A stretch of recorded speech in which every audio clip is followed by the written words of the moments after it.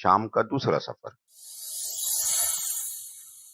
ایک دن ابو طالب آپ کے پاس آئے، کہنے لگے، بھتیجے، تم جانتے ہو اپنی مالی حالت کیا ہے؟ ہماری پریشانیاں بہت بڑھ گئی ہیں۔ ختیجہ دوسروں سے اپنا مال دے کر تجارت کراتی ہیں، کہو تو تمہارے لیے بات کروں۔ اس وقت آپ کی عمر 23 یا 24 سال تھی۔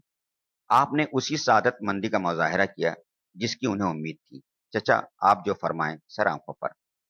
ختیجہ بہت اونچے گھرانے کی خاتون تھی۔ ان کا سلسلہ نسب 5ویں پشت میں قصی تک پہنچ کر آپ سے جا ملتا ہے۔ یہ بنو مخزوم کے 2 رئیسوں سے یکے بعد دیگرے بہائی گئی تھیں۔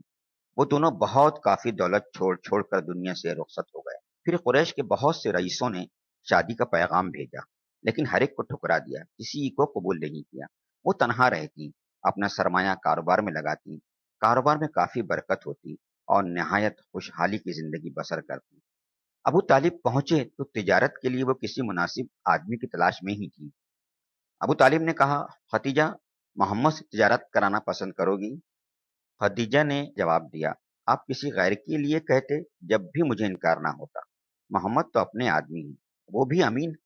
ابو طالب خوش خوش آپ کے پاس آئے اور بولے، محمد لو، اللہ نے روزگار کا انتظام کر دیا۔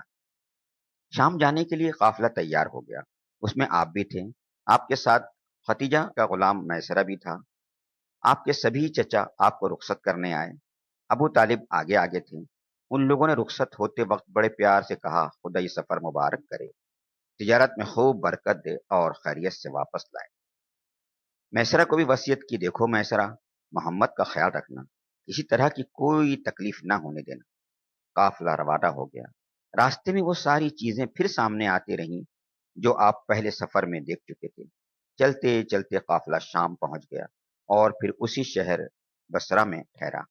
قافلے میں جتنے لوگ تھے سب کی ہمدردیاں اور خیر خواہیاں آپ کو حاصل تھیں۔ آپ بھی ان کے لیے ایک بہترین رفیق سفر اور سراپا خیر و برکت تھے۔ رہا ختیجہ کا غلام میسرہ، تو نہ پوچھئے کہ اس کا کیا حال تھا۔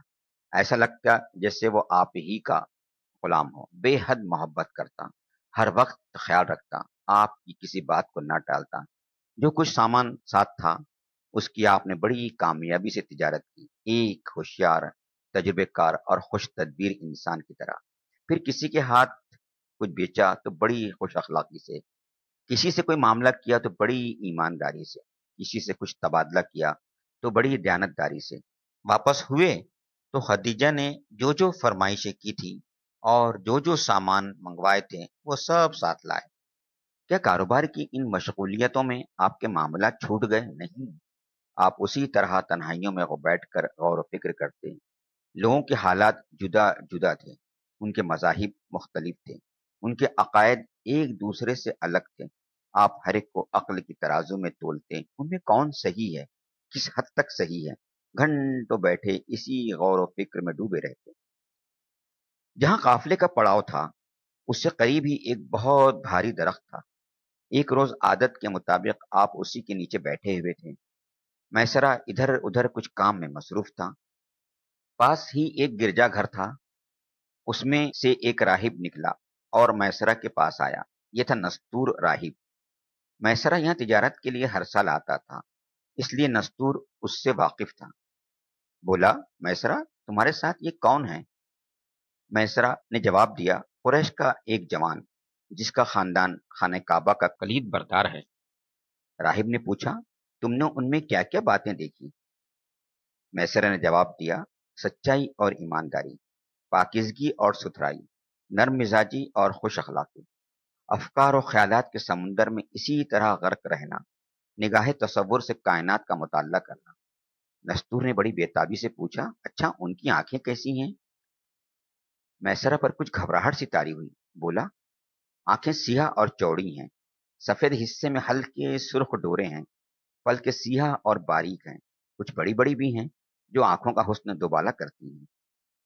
نستور جو اب آپ کے پاس آنے کے لیے پر توڑ رہا تھا، بولا، میسرہ، یہ جوان جو اس درخت کے نیچے ٹھہرا ہے اور اس میں یہ خوبیاں ہیں، وہ آخری نبی ہی ہو سکتا ہے۔ پھر وہ آپ کے پاس آیا، اس کی قوم میں جو جو مذہب رائج تھے ان کے بارے میں سوالات کرنے لگا۔ وہ چاہتا تھا اس سلسلے میں آپ کے خیالات معلوم ہوں۔ اور اندازہ ہو آپ کے دل میں ان مذاہب کا کیا مقام اور کتنا احترام ہے۔ آپ نے ان سب کی تردید کی اور ان سے بیزاری ظاہر کی۔ خود اس کا مذہب عیسائی تھا،